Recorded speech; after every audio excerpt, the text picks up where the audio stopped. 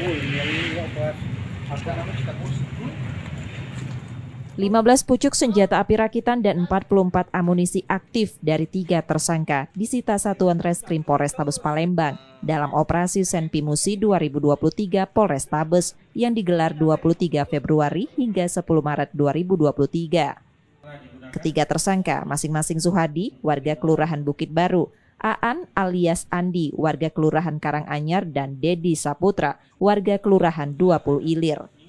Kapolrestabes Palembang menerangkan razia operasi Senpi ini digelar untuk menekan kejahatan jalanan di kota Palembang yang belakangan kian marak. Ada 3 tersangka atau 3 pelaku yang kita amankan, yaitu inisial S, inisial A, dan inisial B. Kemudian ditambah dengan peluru sebanyak 44.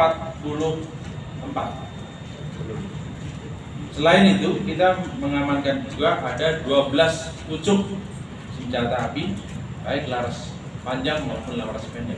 Laras panjang ada 1 senjata api. Ini merupakan penyerahan dari masyarakat. Karena perbuatan itu, ketiga tersangka terancam hukuman 15 tahun penjara.